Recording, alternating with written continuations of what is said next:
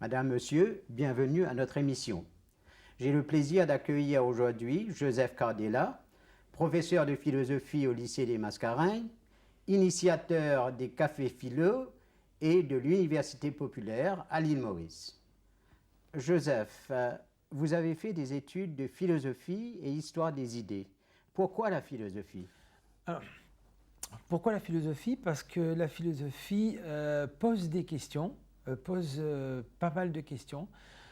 Pas des questions, ça peut être des questions courantes, mais c'est aussi des questions dont on ne pense pas vraiment, mais ça apporte aussi des réponses. Et c'est ça qu'il faut bien préciser, parce que souvent on parle de la philosophie comme une discipline qui pose des questions et qui ne répond pas forcément. Et ben là justement, les réponses sont aussi intéressantes, sinon encore plus, que les questions. Alors maintenant, il y a plusieurs réponses, évidemment, c'est ça qui fait qu'on peut relativiser justement. Mais c'est après par rapport au sens qu'on veut donner à sa vie, aux questions existentielles qu'on peut se poser, que des philosophies existent depuis très longtemps. Hein, vous avez fait un DEA sur la philosophie, mais vous faites en ce moment un DEA sur la réaction de la presse aux événements Kaya. Kaya, oui. Est-ce que vous pouvez nous en parler un petit peu? Enfin non, disons que j'avais commencé à faire et j'ai arrêté malheureusement, faute de temps. Mais oui, j'étais d'ailleurs en France à l'époque et je m'intéressais déjà beaucoup à Maurice. Et ce qui m'intéressait, c'est de voir comment la presse mauricienne traitait des événements Kaya, mais non seulement de l'événement Kaya, non seulement tout ce qui a pu se dire, bien sûr, tout ce qui a pu s'écrire, mais aussi les catégories employées, les catégories ethniques, socio-ethniques employées. Pour ça. Alors, c'est-à-dire comment la presse mauricienne, dans un pays multiculturel, communaliste, où il y a le communalisme qui est présent, comment la presse traite de cela? Et est-ce qu'elle est le reflet de l'histoire et de la politique mauricienne, ou est-ce qu'elle essaie de cacher ça, ou pas de cacher, mais d'éviter d'en parler? Donc voilà, c'était ça qui m'intéressait en fait. Et justement, quelle est la réponse à cette question et comment est-ce que la presse a réagi et continue à réagir, puisque nous sommes à l'époque du 10e anniversaire de cet événement tragique? Bon, je crois que moi, ce dont j'ai l'impression, c'est que on parle du 10e anniversaire de la mort de Kaya, on parle du chanteur, on parle du Ségué, du créateur du Ségué, donc il y a tout ça qui est important, mais on axe un peu plus, à mon avis, sur le chanteur, mais on axe, à mon avis, peut-être un peu moins sur toutes les questions que ça a posées. Hein, donc c'est des problèmes sociaux, politiques, donc c'est un peu plus lourd. Et ça, on en parle, je crois, pas assez. Je ne dis pas qu'on n'en parle pas, puisque dans la presse, j'ai quand même vu qu'il y a quelques articles, il y a quelques personnes qui prennent la parole et qui expliquent, qui donnent leur point de vue et qui disent que voilà, on devrait parler de l'affaire Kaya, enfin de Kaya, pas seulement comme un chanteur, ce qu'il était, c'est vrai, mais aussi l'événement qui a eu lieu et le malaise, les problèmes qui sont là et qui ont vu le jour à partir de cet événement. Et cet événement a donné naissance justement à un mouvement créole qui continue de nos jours. Est-ce que vous percevez ce mouvement comme étant un mouvement politique, social ou culturel?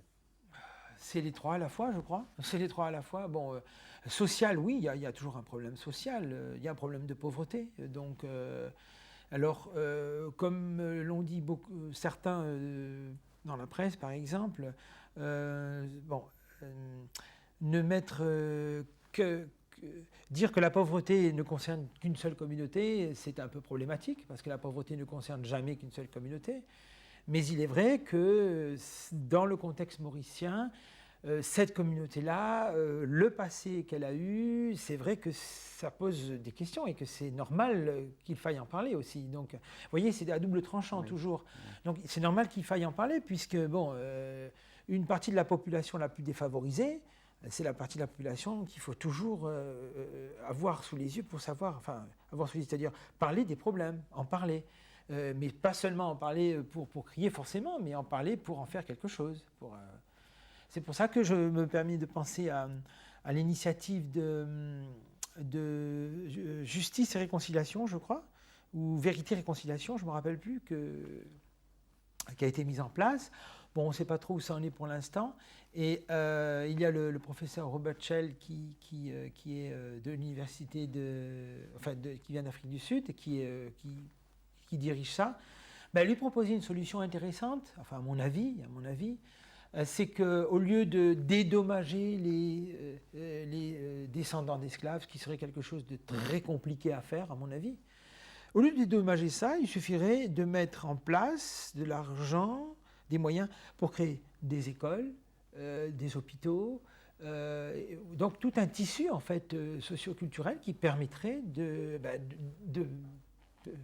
l'accès plus facile à des gens qui sont des catégories sociales qui sont loin de la culture et de l'éducation. Vous enseignez la philosophie au lycée des Mascareignes. Vous êtes ici depuis 2001, donc vous êtes presque mauricien. Oui, on peut dire. Est-ce que les jeunes mauriciens s'intéressent à la philosophie, en fait? Oui, les mauriciens et les élèves que j'ai, bien sûr, ils s'intéressent. Alors, bien sûr, il y a toujours, comme dans toutes les disciplines, toujours une partie qui s'intéresse plus, une autre moins. Mais bien sûr qu'il y a un intérêt, surtout que c'est une discipline qui est vraiment différente des autres. C'est une discipline où on traite de choses dont aucune autre discipline ne traite. On pose des questions dont aucune autre discipline ne pose. Donc tout ça fait que, oui, il y a des étudiants intéressés, bien sûr. Alors justement, vous avez lancé, je pense en 2006, les cafés philo.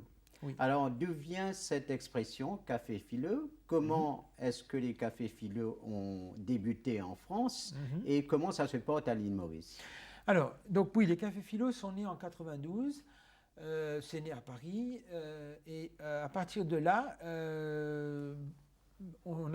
les gens ont trouvé l'expérience intéressante à faire, et ça s'est propagé dans toute la France, et ça s'est propagé après un peu partout dans le monde. Il y a, comme je disais tout à l'heure, il y a des cafés philo qui sont présents un peu partout, en Inde, en Chine, au Japon, en Amérique du Sud, en Amérique du Nord. Alors, c'est quoi le café philo? L'idée est très simple, hein, c'est de se réunir, n'importe qui peut venir. Il y a un sujet, un thème ou un sujet qui est traité, et les gens prennent la parole, posent des questions, donnent leur opinion, et à partir de là, tout le monde s'exprime, enfin tous les gens qui veulent s'expriment. Et le but, c'est d'être décontracté.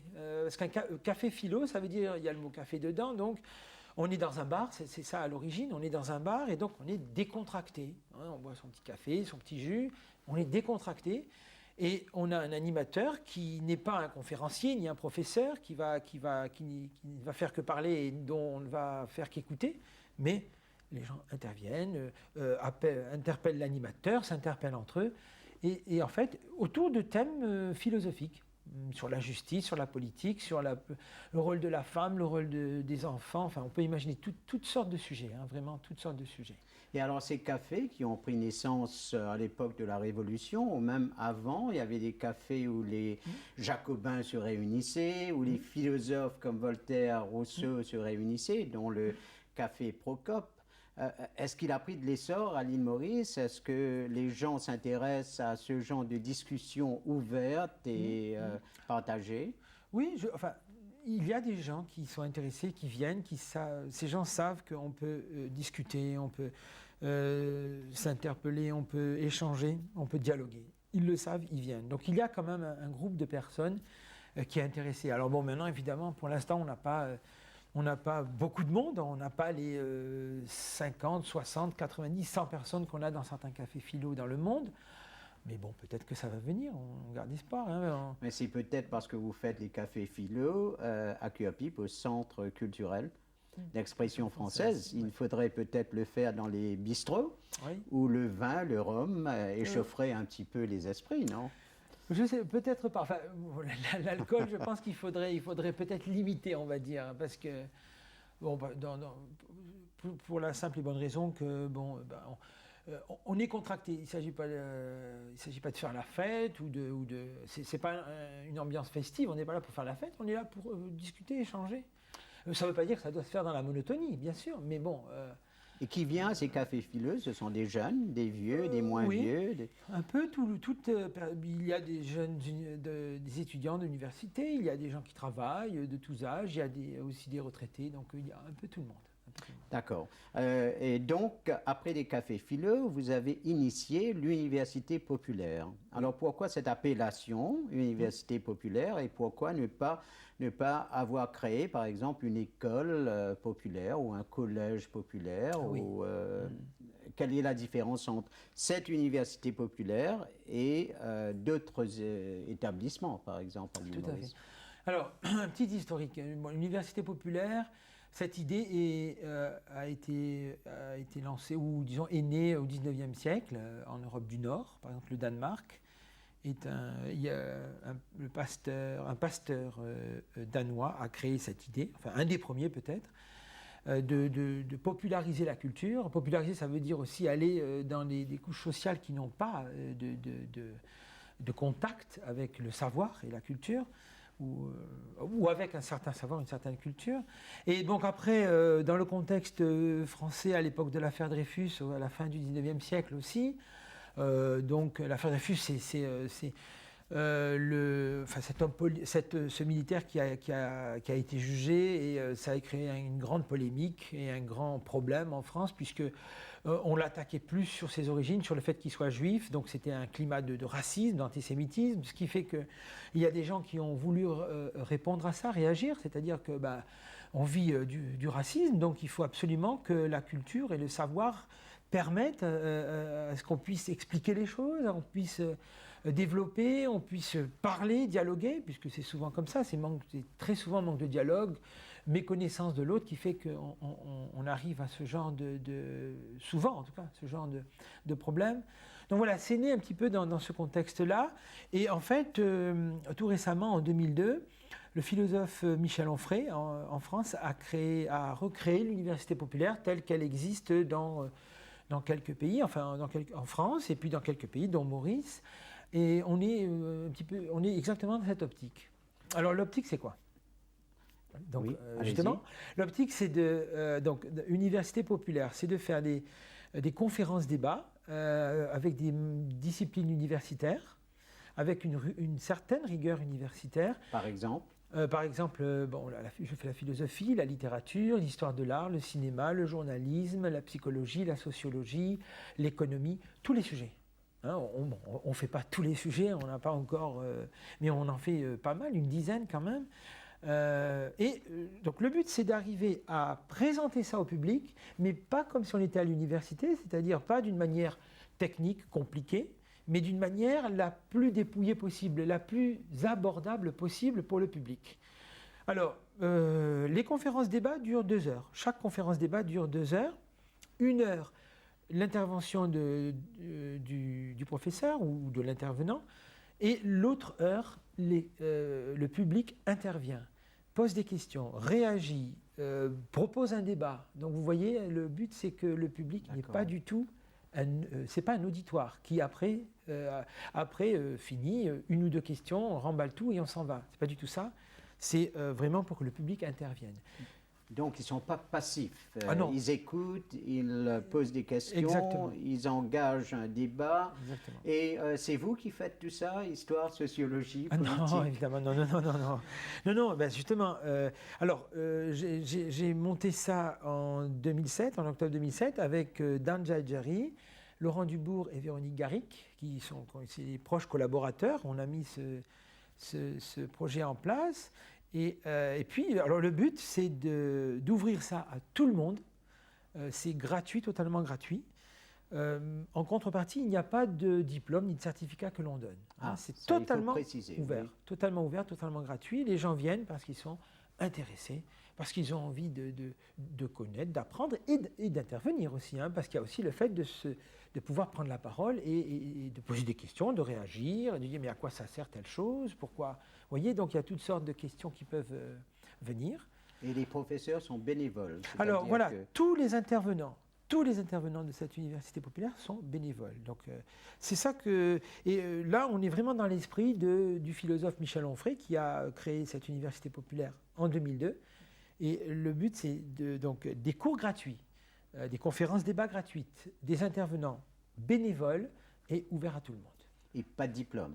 Mais pas de diplôme, pas de diplôme. Alors, oui, à la fin d'une année de cours, en fait, ça a démarré en 2007. En 2007, c'est ça. Ce sont les mêmes qui reviennent à chaque fois ou vous avez un auditoire tout à fait différent Alors, de semaine en semaine? Il y a un petit noyau de gens qui viennent à peu près tous les cours. Et puis après, il y a des gens qui sont intéressés par la littérature. Ils vont venir qu'à la littérature. D'autres qui sont intéressés par l'art, l'histoire de l'art, ou le cinéma, ou... enfin, ça dépend des sujets. Donc, est-ce que ce n'est pas en fait rabaisser un peu le peuple que de dire bon c'est une université populaire, c'est-à-dire que les gens qui d'habitude ne vont pas à l'université, ne vont pas faire des cours, peuvent venir à ces cours-là? C'est juste une question que je me pose. C'est une bonne question parce que ça permet de réfléchir sur l'université populaire. Le mot populaire a deux sens. Il a le premier sens, c'est la culture populaire, c'est-à-dire les milieux populaires, donc les milieux ouvriers, les milieux défavorisés, les milieux... C'est à ce sens-là, populaire. Mais ça a un autre sens aussi, c'est ouvert à tous. Quand on parle par exemple du rock, comme on parle d'un chanteur populaire ou une star populaire, on ne dit pas que c'est quelqu'un qui s'adresse qu'aux classes défavorisées, il s'adresse à tout le monde. Tout le monde. Et c'est exactement ce que c'est que l'université populaire, elle veut s'ouvrir à tout le monde. Alors, bien sûr, il y a toujours des difficultés à atteindre des gens à faire venir des gens qui ont peut-être pas les moyens de se déplacer aussi, parce qu'on est à Port-Louis, on est à Rosille, hein, on n'est pas partout. Des gens aussi qui n'ont pas eu de rapport avec le savoir, avec la culture, qui n'ont pas eu un rapport donc facile. Donc c'est vrai que bon, on a du mal. Et où se passent ces cours? À Port-Louis? Alors, à la municipalité de Port-Louis et à la municipalité de Beaubassin-Rosille. Et vous avez un certain soutien du gouvernement, de la municipalité? Voilà, la municipalité nous ouvre les salles et comme nous proposons des choses totalement gratuites, donc elle nous aide, enfin elle nous ouvre la salle, elle nous laisse le matériel pour le projecteur, elle nous laisse le micro et donc on peut... Alors, pourquoi choisir des mairies? Parce que la mairie, c'est la représentation politique d'une ville, ou d'un ensemble de villes. Donc en fait, c'est ouvert une mairie, c'est ouvert à tout le monde. Voilà. Une mairie, ça appartient à tout le monde, entre guillemets. Hein, comme l'État, les services de l'État doivent appartenir à tout le monde, pas à des gens, à certains gens et pas à d'autres. Quand la télévision publique, par exemple, elle ne s'adresse pas qu'à telle population ou telle autre. La télévision publique s'adresse à tout le monde. Donc vous voyez, déjà, dans le service public, vous avez cette idée. On va peut-être un peu plus loin que cette idée, puisqu'on essaye de proposer des cours ou des conférences. Hein, c'est ça qui fait peut-être... Alors pourquoi ne pas transporter ces cours dans les petites villes comme Souillac, Maillebourg, oui, bien sûr. Et alors, dans le Nord. Je crois pour l'instant manque de moyens, manque de gens aussi qui pourraient aller peut-être dans les villages pour mettre en place ce genre d'échange avec les gens sur un sujet. On pourrait faire du cinéma, on pourrait faire du journalisme, on pourrait faire de la littérature, on pourrait faire de la politique au sens large. On pourrait faire beaucoup de choses, beaucoup de choses. Parce que le cinéma, ça intéresserait presque tout le monde. Oui, bien sûr. Et ensuite, il faudrait peut-être que le gouvernement vous donne des moyens financiers de le faire. Possible, tout à fait. Parce que je sais qu'il y a des ministres qui ont assisté à vos conférences, oui. qui ont même bénéficié. Ils ne viennent pas assez souvent. Oui. Il faudrait qu'ils viennent plus souvent à écouter de la philosophie. Non, mais c'est vrai que certaines personnes ont permis à ce que par exemple, le maire de Port-Louis, à l'époque, en 2007, nous a ouvert la mairie en disant c'est un projet magnifique. Voilà, vous avez mon accord. Hein, maintenant, on se met d'accord un petit peu pour savoir ce que ça va coûter à la mairie, mais l'accord de principe est là, quoi. Donc, alors, en moyenne, vous avez combien de personnes pour une conférence? Ça dépend des conférences. Ça peut aller de 10-15 personnes et ça peut aller jusqu'à 20, 30, 40.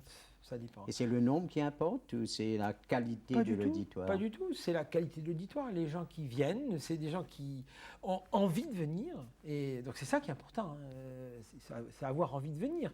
Ou même on essaye, on se dit tiens, je vais voir ce que ça donne, c'est nouveau.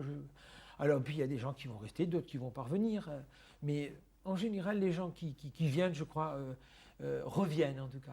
Quand elles ont la possibilité, elles reviennent parce qu'elles voient que il y a un échange, il y a un exposé qui est intéressant souvent, je pense, c'est à elle de le dire d'ailleurs, mais surtout il y a un échange après, des questions, une intervention. Le public intervient, il est là, il est présent. Et ça, c'est très important.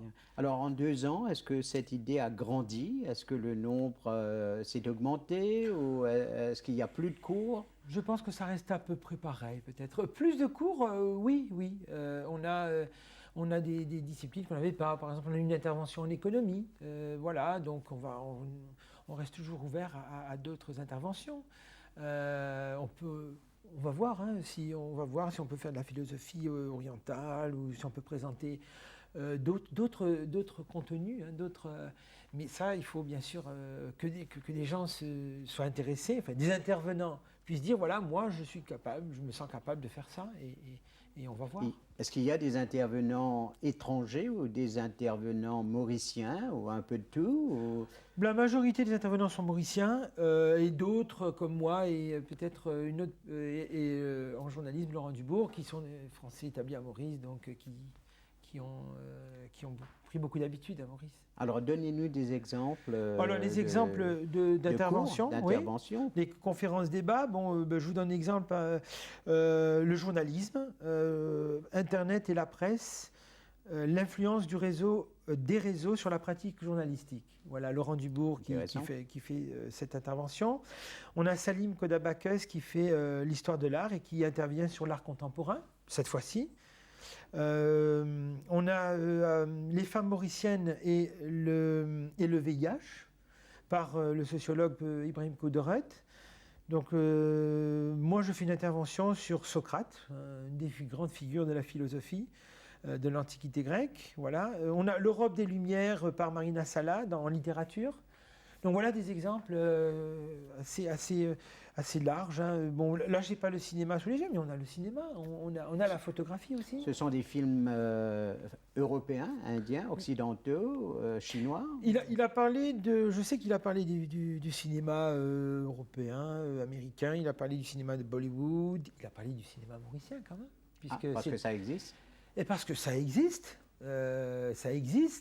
Parce qu'il y a des metteurs en scène, dont celui qui fait la conférence débat, David Constantin, est un metteur en scène mauricien. Alors justement, il a aussi axé sur le cinéma mauricien, tel qu'il a existé, qu'il existe maintenant, et aussi qu'est-ce qu'on peut faire, est-ce qu'on peut développer encore plus, qu'est-ce qu'on peut faire. Donc vous voyez, on a tous les types de cinéma, on va dire. Et pour revenir à votre dada, Socrate, Platon, Aristote, est-ce que ces gens-là ont quelque chose à nous dire aujourd'hui? Justement, la philosophie, alors j'ai fait l'année dernière et cette année la philosophie de l'Antiquité. Alors on peut se dire, oh là là, qu'est-ce qu'on va faire avec des philosophes qui ont 2500 ans d'âge, qu'est-ce qu'ils ont à nous dire? Eh bien justement, ils ont beaucoup à nous dire. Hein. Ils ont beaucoup à nous dire sur les questions qu'on se pose, sur l'existence, sur la souffrance, sur la politique. Ils ont, je crois, beaucoup à nous dire. Et c'est justement le plaisir que je prends justement avec les intervenants et le public surtout à échanger là-dessus, hein, parce qu'on a toujours ce genre de questions. Qu'est-ce que ça peut nous apporter, Socrate, Aristote ou les épicuriens, qu'est-ce que ça peut nous apporter? Ça nous apporte beaucoup de choses. Et en effet, vous allez organiser une semaine de philosophie. Oui, une semaine nationale de la philosophie qu'on fait depuis 2 ans, donc c'est notre 3e année.